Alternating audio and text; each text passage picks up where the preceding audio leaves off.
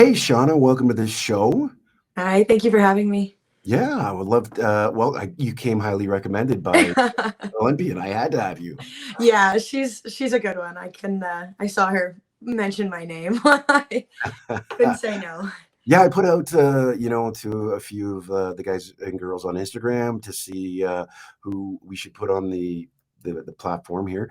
Um, because again, I'm a wrestler. I'm in more. I coach kids wrestling, so I watch you guys the senior level every now and then, but I don't get out there. I don't a lot because I'm more ingrained in the kids In side the of stuff. development, yeah. So, but I'm glad to have you on the show. Obviously, Hannah has recommended you. So you have a little bit of a story in wrestling, and I read some articles. I want to talk to you about your beginning. You said you Yeah. were 14 years old when you started. Tell me a little bit about that. Yeah, so I was in grade 9. I was a rugby player. That was my favorite sport. That was what I did in the summer. I had just finished up 7th season. And there was an announcement came over the morning announcements, and it was a poem about wrestling. And I wish I had it, but one of the coaches had put out a poem about wrestling, that wrestling practice was starting up. And it kind of caught my attention because I thought it was really silly. I was like, well, I've got 6 months off until rugby season starts again. I might as well give it a try. Um, and I kind of never looked back. I went to practice and I met Mr. Huggins, Robert Huggins. He was the head coach at Port Perry High School. He's retired now. He instilled in me this love for sport. He just wanted us to love the sport. He wanted us to enjoy the sport. I never really cut much weight. It was just do it for fun, do it for the love of it, and learn something. And I absolutely fell in love with the sport. That year at 14 years old, I set my Olympic goals with him. We wrote them down. I think he has them somewhere. My goal was to go to the Olympic trials in 2020 or 2019, and then win them in 2024. And then I stopped rating goals because I figured I would retire by then. I did go to the Olympic trials in 2020, which were in Niagara Falls, and he was able to come and watch me, which was a big moment for the both of us. And I got third, which was more than I think most people expected of me at that time. And then this year I was ranked second on the ladder, and I got second. I lost to Justina in the final, and she's a fantastic wrestler. I have nothing sad to say about it. She deserves it. Her and I have been in talks about getting me ready for the next 4 years, and I'm going to hang in there. I'm going to do it. I have still so much love for the sport. So yeah, but Port Perry is where I started. And then I transitioned into Team Impact. I wrestled under Coach Ken Burgess and Coach Stan Zogus, and Kim. So I wrestled under them from grade 10 to I did an extra year of high school. So grade 13 was my last year with them. And they were fantastic. No bad things to say. I just needed to go to university at some point, so I chose Brock. That was a fun process because I didn't like Brock at first. I didn't know the coaches very well. I had actually wrestled Coach Dave Colley's daughter my entire high school career, and she kicked my butt most of it because she had so much more experience on me. We actually had a fantastic match in grade 12. I was beating her and threw myself to my back. I ended up losing in the semifinals at nationals. I didn't like them. I was scared. They were very intense.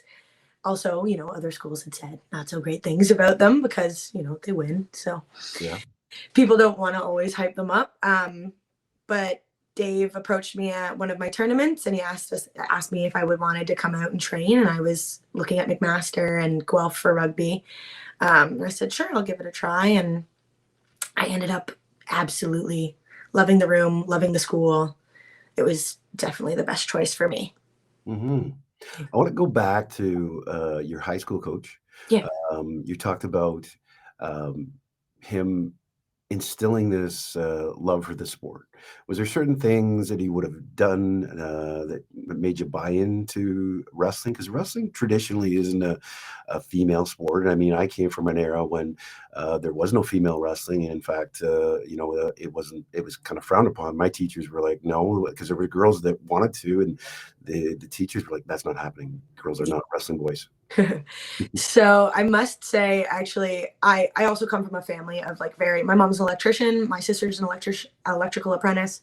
I was always encouraged to do anything and everything I wanted. But Mr. Huggins, his most successful wrestlers were all women. Before me, there were 4 OFSA champs that he had, and I think 3 out of 4 of them were women. He only had 1 male champ, and then I was the next. And then my sister went on to medal as well.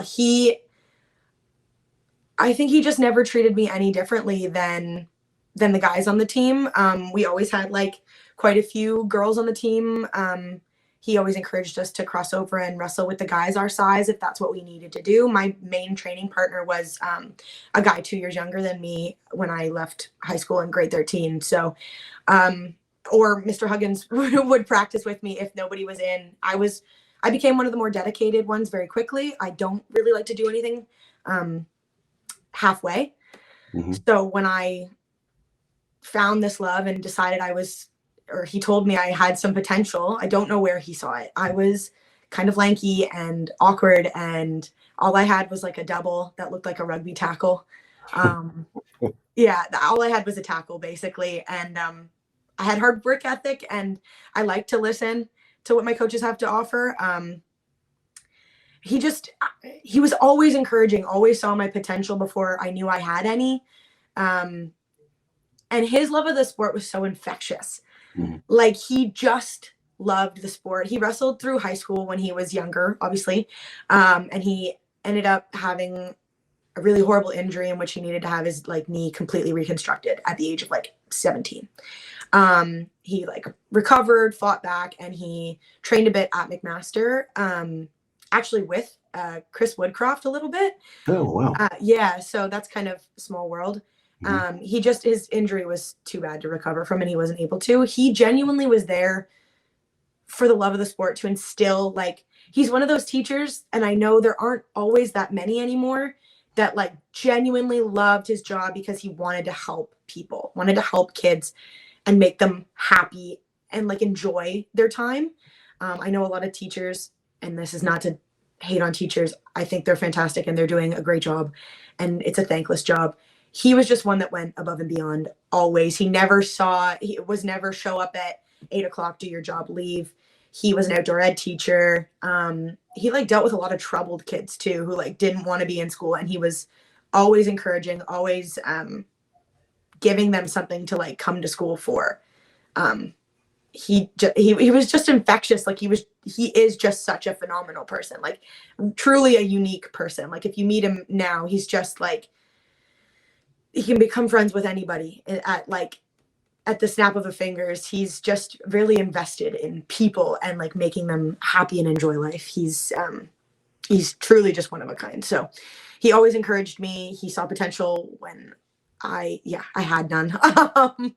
He went above and beyond. He made sure that like if I couldn't get to a practice, like, he would come. My sister and I both wrestled. He would come and get the kids like who didn't have a drive at the time. There was many of us. There was a couple of us. Or he would arrange carpools for us, like with the older kids. When I was in grade 9, my first year of club practices, I was driven by the senior members on the team.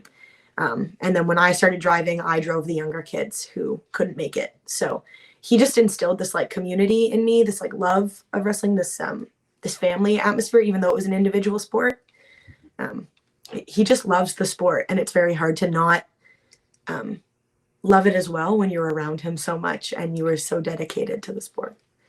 Awesome. Love hearing that. Yeah. Hearing people like that there are people out like that. Again, teachers don't have to go the 1.5 miles that they do, but when they do, they can really have a positive effect on the individual that they're helping out. And of course, you saw it, and here you're a product of this gentleman's 1.5 miles, right? Got on. Yeah.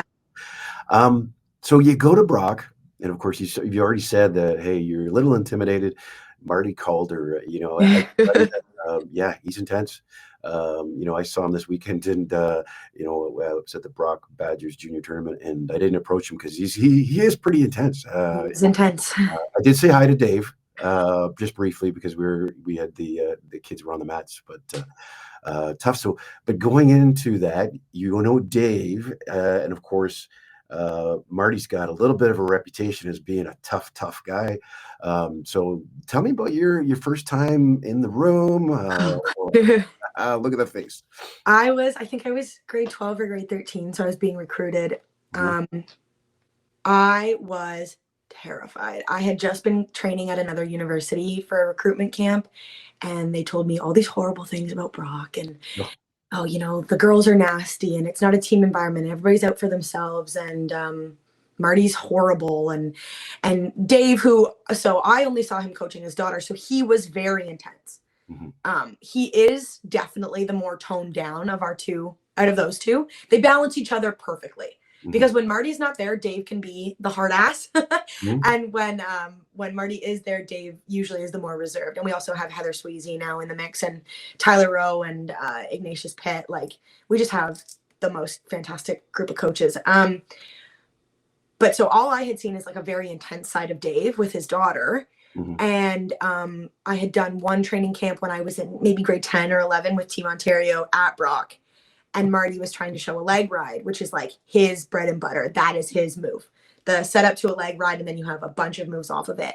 And I was working with a guy who was much bigger than me, so I was struggling. And I think he said something, well, if you can't get this or you can't figure it out, like, don't bother wrestling. I was like, Mhm. I was like, oh my God. So I was very intimidated. I was super nervous. I had come from a team who had just talked all of this crap about Brock. I bawled my eyes out the night before having to go stay. I was staying with Emily Schaefer and Olivia DeBacco, who, if you know them, are the sweetest people on the planet, the most giving, loving people. They have become some of my best friends. I was so scared. So I stayed with them, and I went to practice, and they don't pull any punches in that room. In Brock, we do not believe in coddling anybody. We do not believe in, like, it's a sink or swim room. Keep up to the pace, or get out. And I loved it. I had come from teams where they had, like, made the practices more fun for me, to like entice me. They had told me that, like, come to our school, we're going to build a program around you. Like, you'll be one of the, like, better people here. And that's never incentivized me to do anything. I don't want to be the best in the room, because I just didn't think I was that good to start with. And also, how am I supposed to get better if I'm setting it didn't feel like something I was going to get better at. Like, I could have been, started on the varsity team, no problem, and had my 4 years of school and been done. At Brock, they were straight up with me. They were like, you are a small fish in a big pond, and you're going to have a lot of learning to do. We're going to have to kind of reconstruct the way you wrestle. We have to kind of break down your bad habits and then build you back up. And it takes a couple years in this room for you to really start seeing that success.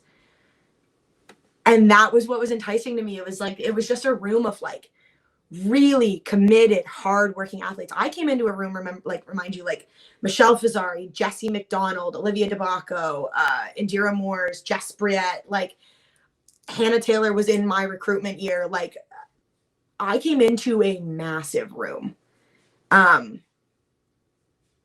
yeah, I had to either work hard and put your head down, or nobody was going to tolerate not working hard. Nobody was threatening me, or nobody, like these other teams that said, they're all very much like a team atmosphere. Like, we have each other's back. That is a family. I was so scared to go. And it just ended up being the exact room I needed. Marty is himself. He's not going to apologize for asking for the best in you, because if he sees that in you, then he's going to coach that out of you. Like, if you don't want that and you're honest with him, like, listen, I don't want to wrestle at that level. I don't want to get better. He'll say, okay, that's fine. And he won't waste his time. If you are saying, I want to get better, I want to work, like, I want to be an Olympian one day, that's the goal. He was like, okay, well then let's get you there. Like, he's not going to apologize for being himself because he has developed such fantastic athletes. I would never dream of changing the way he is. I just wouldn't, like, I never, as much as my high school coach was like, you know, just instilled this love for sport, I learned how to work hard in that room. Like, it wasn't just wrestling. It was, we did like extra weight sessions, cardio sessions. Like, I learned how to like grind in that room.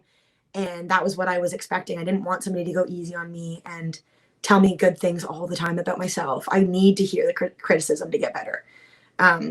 Yeah, sometimes it's hard to hear because you think you did something well and it wasn't.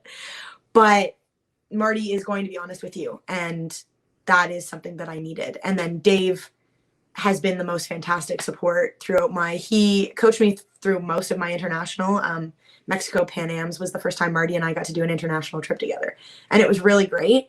I had been used to Dave. We have like, you know, a system. He reminds me that like I belong in a situation like that. I have a really hard time sometimes remembering that I deserve the good things that I've earned. So Dave always reminds me, and Marty was kind of just there to be like, you know, you're here. Might as well just wrestle. Might as well be happy with the way you wrestled. Like, don't hold yourself back. So I have 100% seen the biggest improvement. And it took me longer than some people. I didn't come in like a stud.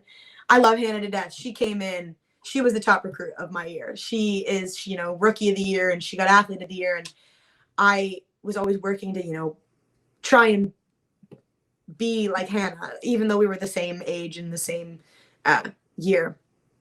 So it took me a long time. It took me a long time, but it was because of like the continual belief. I've been wrestling at Brockford. This is my 8th year. And only in the last 2-3 years have I really seen a big jump in my success on the senior level. And it's because my coaches didn't quit on me after like 5 years of just like being okay, maybe not showing up in the matches I should have. Nobody quit on me. And you can say what you want about Brock, but like, they get what you want out of yourself. Like, those coaches, if they see potential or they see that you're working hard, they'll get it out of you. They'll make sure you get your moment. Even though it took me a lot longer than most. I'm sure Marty was like pulling his hair out sometimes with me, but like, he never quit on me. They never quit on me. So that's awesome to hear. You know, I hate to hear that other people were bad mouthing the school. I coached at York. But something I would never do is badmouth another program. If we were better than you, I would definitely talk about my program. Yeah. But again, I mean, it says a lot about yourself when you put somebody else down or another program down. You need to bring yourself up to that level before you can start shit talking. Yeah. And, you know, I agree 100%, which is why I was like, you know what, I'm going to go see it for myself before I let these people influence me. It also, you see it, you know, sometimes though it brings like a really exciting element to OUAs and U sport, like that little bit of like rivalry where we know we're disliked. Like, Brock knows it. We win a lot and that's okay. Like, but like Marty has never talked bad about a program, has never. He's like, it doesn't matter how many times we've won it. He's like, they're coming for you and they're working hard to beat you. So you need to work harder. Yeah, I know that eventually when you talk smack about people, they're going to come out and find out. We had I at our club, I don't discourage kids from coming in. I'll let anybody, if they're from another club, they can train with us. And we had a kid coming in and, he was working out with us, but he was working out with his club. And one of the mothers over at the other club was there present when this was said. It was, the coach said, "Where did you pick that shit up?" It's, that's at the HGWC club.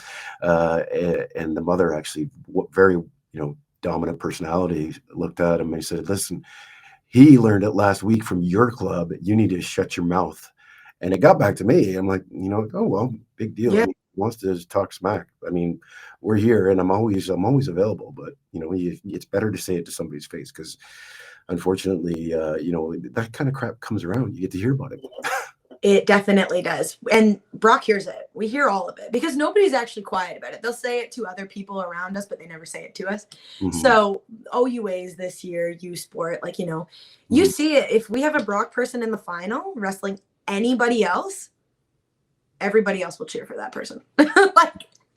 Yeah. which is fine because there's this rivalry. It like really builds us up, honestly, because it is kind of us versus everybody. Yeah. But we don't believe in talking bad about other teams because everybody has the potential. Like that's, I think the best part about wrestling is everybody has the potential to win.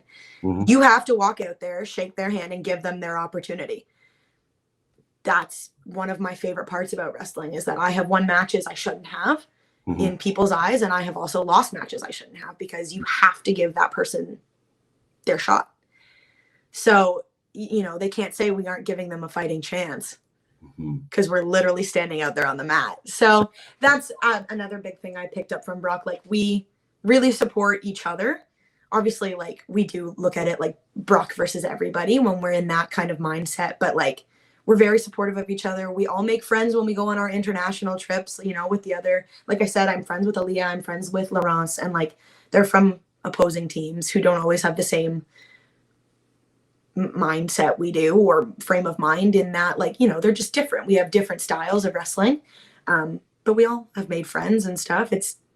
That's one of the best parts about wrestling is like so many different people join the sport and you have one common interest and that's about it. Like, well, it's a small community. It really is. It's never been that big. I mean, I've been around the sport for well, close to 40 years now, and you know, same people are still there. They don't go away. nope. Yeah. Yeah.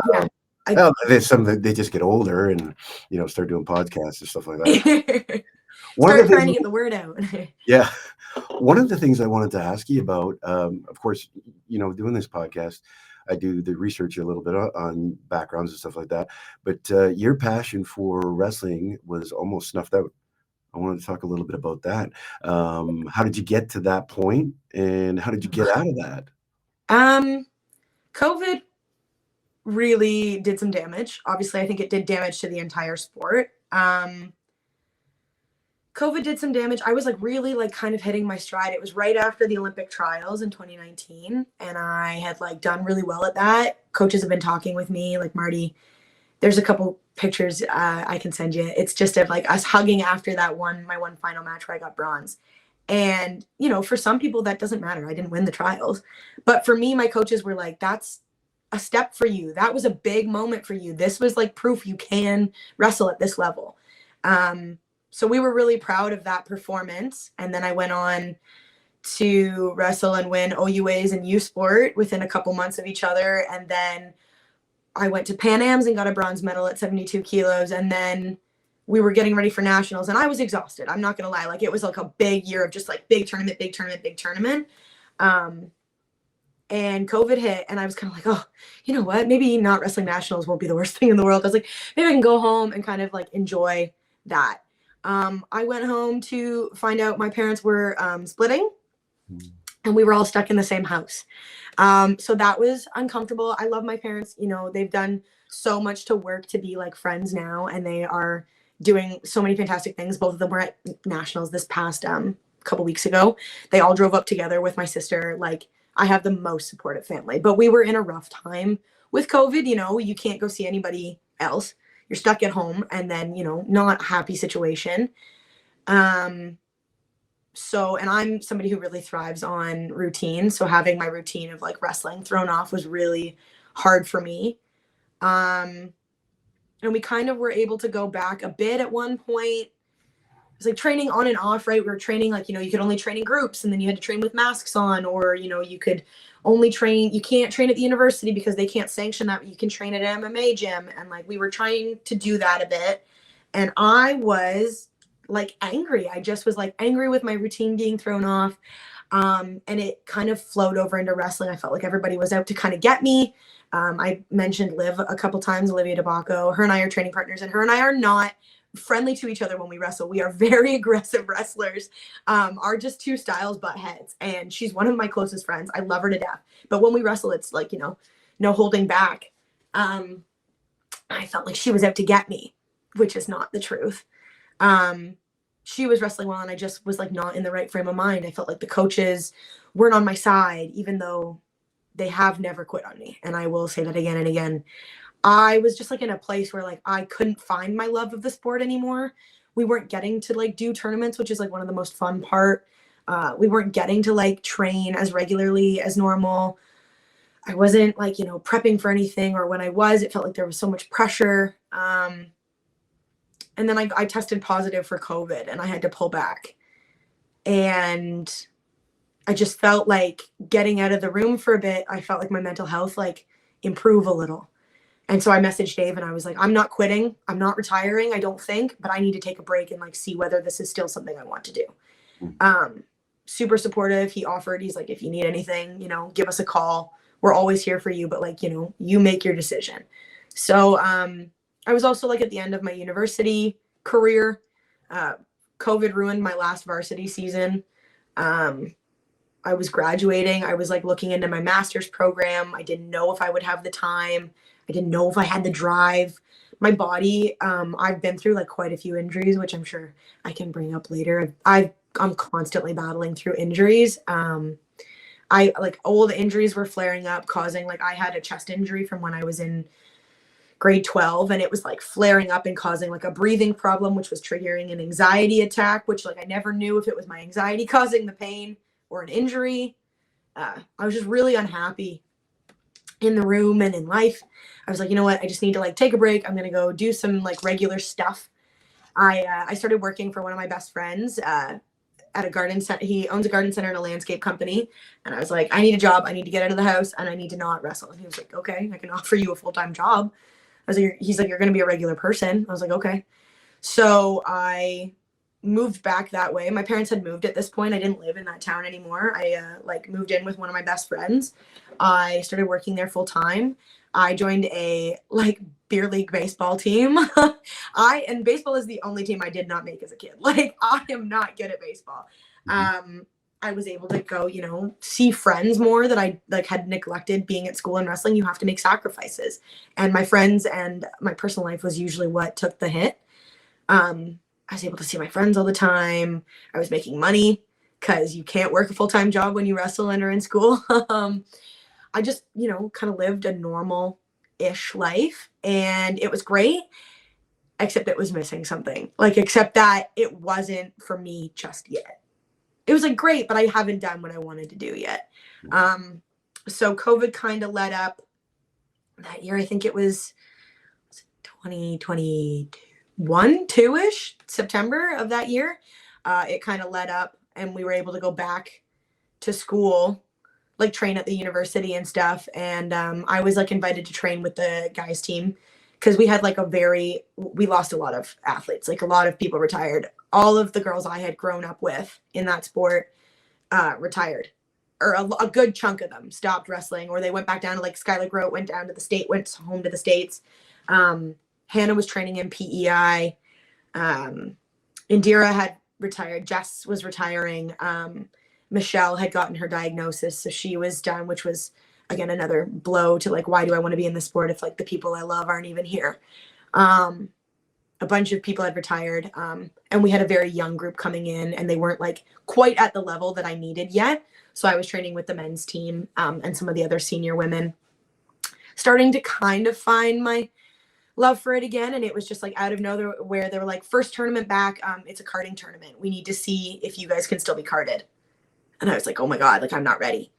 I had taken all this time off. I hadn't even gone to the gym really in my time off. I had put on a bunch of weight, which was fine with me. I was happy the way I was, but I had to get down to 76 kilos. And that's not something I normally cut for. So that was kind of interesting. And Diana Weicker literally pulled me through that weight class. I would not have made the weight without her. And then I had a horrible tournament. I had Justina DeStasio, I had Taylor Follinsby, and I had Vienne Rouleau, who are all very good wrestlers at that weight. And I think my best match that I wrestled was against Justina, and she still teched me. Taylor had teched me, I had beaten her at the Olympic trials. And not to say that she didn't deserve the win. She wrestled fantastically. I felt I wasn't even in there. I was like, I didn't even give you a fight. Like I didn't even try, it felt like. And then I squeaked out a win over Vienne, who was very young at the time. So she was still like a bit of an up and comer. So that was like a bit of a wake up call. Like if you want to keep your place, like as like a carded athlete, if you want to like get on the senior team, like you need to put your like put your foot down and start working. Like, you got to buckle in. Like, this is not going to be easy. I changed my diet plan completely. I like got on a really strict diet plan just to get down to like a comfortable weight for cutting to 76. Nothing like crazy. I wasn't like dieting. It was like just like cut out all of the extra crap, just eat healthy, a lot of veggies, a lot of protein. Like, I need to like fuel my body the way it needs to be fueled. We switched over. I got added to the senior weight training program where Vicky Bendis was the trainer, and she just made like a huge difference. She has the time. There was only like 5 of us in the group, so she like has the time to like specify to us, and she saw like my weaknesses, and she's like, let's improve them, like let's make it change.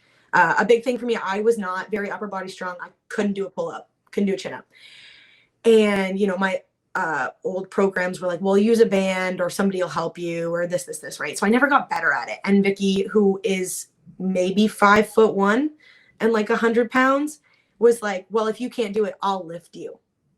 And I was like, no. As a heavyweight wrestler, that was like insulting. I was like, absolutely, I'm not going to have this small human have to lift me. And by the end of like our first year together, I could do like 4 chin-ups or something ridiculous. Like, after trying for so long, like, she just put the work in to improve my weaknesses. We work to like, you know, keep the injuries out of the equation. They're always there. I popped my knee like right before my first Worlds, right before walking out, or maybe that was my second World. Yeah. So they're always there, but like, I had a strong enough body that I could compensate for it now because of the training with Vicky. I recommitted just to like working harder in practice, like not, you know, checking the time to see when we'll be done, like just putting my head down and getting the most out of what I could. And things started to click again. Like, you know, Marty had been telling me about this freaking leg ride since I was like in grade 11, and it finally clicked. And I was like, oh my gosh, this works. And he was like, are you kidding? Like, I told you it worked. So I just, through some recommitment and like a bit of like a lifestyle change, I found that love for the sport again. I don't know. I was like, I'm doing it for me. I'm not doing it for anybody else right now. I'm not doing it because I have to, because I'm still in university. Like, I chose to do this. I could go live a normal life if that's what I wanted. I'm choosing to do this, and I'm fortunate that I get this opportunity. So it was a change of mindset. Instead of like, I have to do this today, it's I get to do this today. So. Did you realize that it was did you had to change your mindset, or did it just kind of evolve?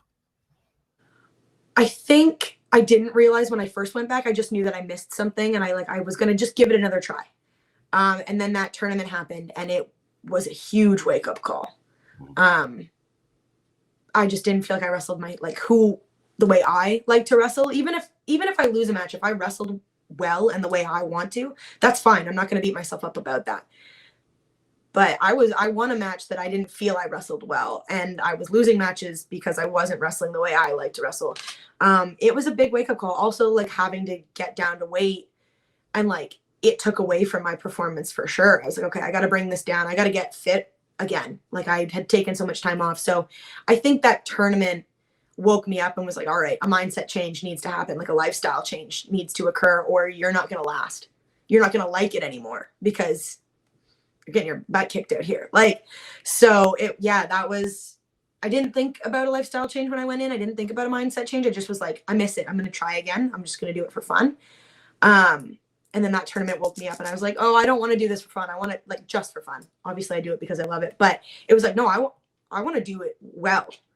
I want to just do it because I want to do it well. And that isn't going to happen if I don't change some things. Mm-hmm. Now, you've talked about goals before. You talked about the Olympics, and you talk about that embrace you had with Marty at the Olympic trials, celebrating incremental success. How important is incremental success to you in your journey to the Olympic Games? I think it's huge. I think you need to, especially in such a fast-paced room such as Brock. Like, I came in to a team that was just like, I got bronze, I think, at my first U Sport as a rookie, and I was like disappointed in myself because most of my team won. Like, we have there was such a high level of success that you sometimes forget to like celebrate a win for you personally. And that took me a while to understand and to like remind myself to do that. It's been so crucial to like stop and enjoy the little wins, even if they're not little, right? Like, so in my first OUA win, I was a year 4. And that, like, my coach and I celebrated that. Like, Dave and I had a hug about that. And he was like, look at you. Like, it wasn't a hard tournament for me at that time, but like, it had taken me that long to get to that point. It's hard sometimes to remember. I just won nationals recently at 76 kilos. That is the first time I've won nationals. Mm-hmm. And people think that's probably, I've been around for quite some time in the sport. I've always been like, you know, top 2, 3. I've been on national teams now a couple times. I've never won nationals. The unfortunate part was it was against my teammate, so that there was no jumping up and down and like getting excited. I just kind of cried. I was just like, I have to just take this one in. And like, I worked so hard for this. I have worked so long to get here, and just kind of appreciate it, because if you don't, like, you just get caught up in this rat race of like, okay, but what's next? But what's next? And you get so disappointed when you don't hit them. Like, Olympic trials for me, like getting ranked top 2 was like a big thing for me. I went in unranked the last time. So getting ranked top 2 was a big thing. I didn't love the way I wrestled in my final. I had some injuries again, like I said, but getting there and like even on a bad day, being able to put it on the line. And like, that was a moment for me. That was better than I did last time. And as much as it was heartbreaking to not be the one getting to go to like try and qualify the weight, I have to take in the small success. That's better than last time. Mm-hmm. And I'm going to keep working. Making my first world team, I guess just over, 2 years ago now at 72 kilos. That was another one where, like, you know, the coaches and I were like, holy crap, we finally did it. Like, that one stuck. That one is exciting. Like, I was at Pan Am Championships a months ago. I guess, when was it? February? And I had a match against a very well-known woman from Ecuador. She's a really good wrestler, and like Marty and I had strategized for it, and I executed our strategy perfectly. I didn't win the match. I wrestled well, though. I scored on somebody who hadn't been scored on the whole tournament. I kept my head down. Like, I worked in that match, and I came off and Marty was like, I think I'm more proud of you for that match than I have been for any of your other matches this last year. Like, that was a success for me, because we put into like practice like a plan, and I was successful in like putting it out there, and that was like a win for us, even though it was a loss on the score sheet. I think my coaches are fantastic for that. No matter what your level is, we need to celebrate the victories, not small victories, the victories. For some people, that is winning one match. That's a big thing. And our team celebrates that like it's a big thing. Mm-hmm. Our coaches will encourage. We have people on the team who, like, you know, didn't have a lot of wrestling experience, but they put their head down and worked, and they got their first win, and the whole team celebrated that, including the coaches. We have a guy who came on the team a year after me, and he was not a very good wrestler when he started, and he is just like the hardest worker you've ever met. And when he won OUAs his first time, like, our coaches like cried. Like, we were beside ourselves with like pride, the same way the coaches were happy for me when I made my first world team. Like, it doesn't matter the goal, as long as like you've worked for that. Like, if you've been working for that, we're going to celebrate it with you. So I think that's been such a huge thing that's been instilled in me since I was young, like started wrestling, but especially being on such a successful team such as Brock. We celebrate the small wins or the victories of every single one of our athletes, no matter what their goal is. So because I have bigger goals, sometimes, you know, winning an OUAs wasn't the most exciting for me. It was still like a goal that I had reached, and I was happy about it. But like, making that first world team was when the coaches were like, you did it. Like, that was a win for them. But when I was younger, yeah, sometimes it was just winning a match. Like, when I first got there, it was winning a match against somebody who was difficult, or, you know, getting top 3 at U Sport was a big deal for them. I kind of always was like, okay, but everybody else is winning like more than me. But our coaches have never, I don't know, they're not comparative that way. They want you to be successful in your own right.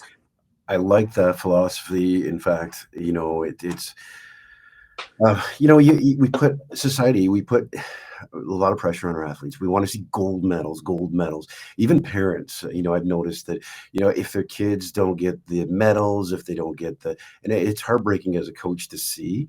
that the little victories aren't celebrated by the individual athletes. I can tell you when I'm coaching some of the kids, and one of the kids walks away and he doesn't have or he or she doesn't have get a medal, and everybody else does.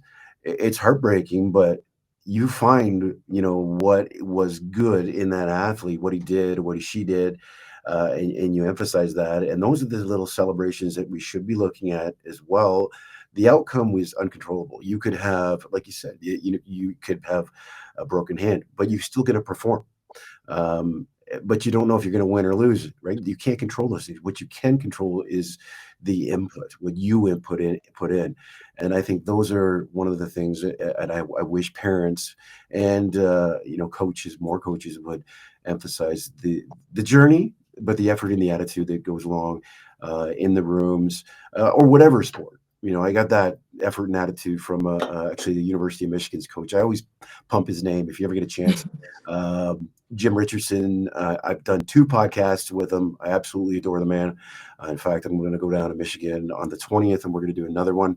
But just because it's swimming doesn't mean he doesn't have thoughts on sports in general. He's an amazing coach, but that's the philosophy, and I've passed it down to my athletes. Well, I can see that it's happening over there at Brock, and that's probably why you guys are just so successful. I don't know, maybe that's the secret ingredient, but it certainly is part of it. It's that kind of Calder effect, we call it. Is he has so much wisdom and so much technique to offer us, but it's also like he knows how to get the best out of us. He knows how to make us work hard. Like we work hard every day in the room so that the tournaments are supposed to be the easy part. That's the fun part. You've worked hard. Now just go. Like, you can't control the refs, because we all know like refs are going to frustrate us. You can't control your opponent. You can't control how you're feeling that day to a degree, like physically. You can't control the injuries you're going to have. All you can control is like your mindset and your ability to put it on the line, which is something that we always talk about in the room. And it's taken me a long time. I'm a bit of like a stress case sometimes. So mentally, I wasn't always there. I would like freak myself out of matches. But with a lot of work and a lot of like examples in the room, I've been able to kind of put that in there. And I would rather go out and put it on the line and wrestle my best and like try and lose than to go out and win but have like held back and not wrestled well. That's like a win for me, is going out and wrestling well. One of my favorite matches is that match at Pan Am's against the Ecuadorian, because we had it planned, I executed it, and I felt fantastic. And that was like the big moment where like I got off the stage and Marty was like, do you realize you can wrestle at this weight now? Like, did you realize you could wrestle internationally here? And I was like, no, I didn't before, but now I was like, no, I can compete here. Like, I know I can. I know that when Justina is done, I'm going to do it justice. I know that the 76 kilo weight class will go to the next Olympics. I will qualify. Like, before I was it was like, I don't know, like, I feel like she's kind of leaving it. Not that she's leaving it to me. There's still competition and I'll have to win it and all that. But like, I was like, I don't know if I'll be able to perform the way she does internationally as successfully, which I'm not supposed to compare. And obviously we don't wrestle the same way at all. We have very different wrestling styles, but I wanted to do the weight class justice. It's been one of our most successful weight classes. We have an Olympic gold medal at this weight class. I guess it was 75, but at this weight class. And then she's got a world medal. Like it is one of the most successful weight classes, and I want to do it justice. And that match proved to me I could hang in there with them. So, you're talking about your weight class. When you sent your weight class to me, 76, it reminded me of a friend of mine, a tough kid. She could call her kid because she's younger than me, but Kufu, I said. Sometimes I pronounce those last names bad. But man, she was a terror on the mat too as well. Did you have people to look up to from the field of wrestling here in Canada or internationally? Is there people that you try to emulate? All the time. So obviously I'm going to toot the horn of my own club first, but Olivia DeBacco has been like one of my, she still wrestles. She's still out there with me every day. Like, her and I have like the grindiest of matches. That is where I learned how to be tough. I thought I was a tough wrestler before. I wasn't. Like, that is where I learned toughness from. Dedication and like hard work. Michelle Fazzari, her and I not being the same weight class, we would wrestle sometimes and she'd still kick my butt when I was younger. And she called me out for things like, she's like, why are you hitting me with your hands? why are you hitting me? And I was like, well, I'm hit fighting. She's like, yeah, but do you have like a purpose? Like, do you have an intention? Are you going to do something? You just want to hit me. I was like, oh, there needs to be more thought process behind this. Like, I'm not just out here to like scrap. I need to have a plan. Indira Moores and Jess B, they like, you know, they reminded me to like, you know, stop looking at the clock. We're here to work hard. Like, we're here to get something out of it. Like, put your head down, work. Like, don't walk out of here without something, you know, get something from every day. So I had fantastic role models in my club. I had been a little bullied for the weight class that I was previously when I was younger. And I came to Brock, and these older girls that I just mentioned had a team called TBG, which is Team Big Girl. And it was a like sought after thing. It was like an exciting thing. It was something to be proud of because wrestling is a weight class sport and every weight class has value. And it was just a way of reminding us, because, you know, women can be hard on themselves already as it is, and society isn't very nice. But then I was being bullied for being over 70 kilos, which is ridiculous because that's not a very big human. I was made to feel really bad about that. And I came to Brock, and they were fantastic. Like, I called my mom crying, like, it's good to be this size, and like, they need people my size, and like, they make me feel cherished and like accepted. So they made me the wrestler I am today. And I hope sometimes the younger girls can see that. And like, I hope that I instill even a little bit of what they taught me. And then at my weight class, Justina has been a huge role model for me. I absolutely adore her. It sucks because we are friends, and wrestling your friend is awful. But she came up to me. It was after COVID, and then that nationals, I was second to her. I've been second to her a couple of years in a row.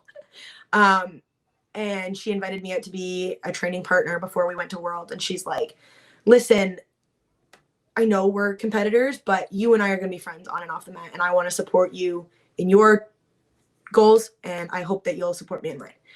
And after Olympic trials, or like, her and I wrestled. I don't know if you've seen, every time her and I shake hands, we laugh or smile at each other. We can't be serious. After I had made a post about having had a broken hand and like wrestling my best, but it wasn't like good enough that day. And she messaged me. She's like, I didn't know your hand was broken. You have got to be the toughest person I know. I just want you to know how much I appreciate you and your friendship. I hope that, you know, you and I can continue to train while I come to the end of my career, and I'll get you set up for the next 4 of yours. So to have somebody who is like your main opponent, be of such strong character and such a positive influence for that weight class meant the world to me. Mm-hmm. We don't have to hate our opponents. If that's what you want to do, that's great. I'm not going to be that person. I've never been that person. I'm still going to go out there, and I'm not going to hold back. And if she had known my hand was broken, I wouldn't have expected her to hold back anyway. Mm-hmm. That's not who we are. But off the mats, we can be friends, and we can be friendly, and we can cheer each other on and be good training partners. I hope to train with her leading up to the Olympics. I hope Wrestling Canada brings me with as a training partner. If I'm really putting out wishes, like, I would love to go and get that experience and be able to help her. I think she's a fantastic person. So those are like my main sources of inspiration, my idols. I have had so many, and I'm so fortunate. That's awesome. I wanted to get back to, you'd mentioned something about styles, wrestling styles, different wrestling styles. Your style is different from the majority. I actually watched some of your matches there. I was thrilled to see some of your throws, the over-under throws. That was my brother and my bread and butter. In fact, I wrestled down at Eastern Michigan in the wrestling room. One of my teammates told me recently when we were at the NCAA, he said, we were told not to tie up with you. We were just told to shoot. Yeah. So, adds an extra, weapon to your arsenal. So I was glad to see that. But where did you start working on the throws? Much to Marty's dismay, he's not a big fan. He knows that there's like a place for throws because, you know, you could be down in a match and a 4-point move is huge. He teaches us to practice throws. Mm-hmm. He was like a grind match kind of person. He was like single leg, like he was in on the legs. He was just working, right? Like he worked away at people. And I like to think I'm that way too. I hope that he thinks I'm like that. I like to work away at people. But throws kind of started in high school. Mm-hmm. Again, my coach, Mr. Huggins, he knew the importance of having that big move. Back then it was for 3 points. But he knew the importance of having those big moves. I had a reaction for it too. Like, it was just like when people pushed in, my reaction was to like do this like weird spin to my back, but like get them. It started as like a double underhook throw. And it was kind of like a bully move. I was kind of stronger when I was like for that age group. So I could get in there and just kind of push people to the ground. And then it kind of developed. We had a gentleman come in who his sons had wrestled for Port Perry, which is the high school I went to. Mr. Hosick. He was like a big grinder when he wrestled. Like, he was just like, that was a hard worker. And he showed me a couple moves that were like, that would work. And I kind of just like tried them and they worked. Like, I had a double leg and I had this like upper body throw that kind of like, if I couldn't get the double leg, I could stand up and get this throw. Sorry, Hosick, the last name. What was the first name? Oh, you don't remember? I know. Is he a police officer? Yeah, he was. Okay, I know who you're talking about. It's from my era. Okay. Yeah, so he's a big grinder, like a big, he's tough. I remember his style. I remember him. Yeah, he was, borderline. It was, he was mean. So he taught me that like kind of grittiness as well. And he had 3 sons that I wrestled with, who are 2 of them are like lacrosse players now. So what about you got these rugby tackles? You played rugby for how long?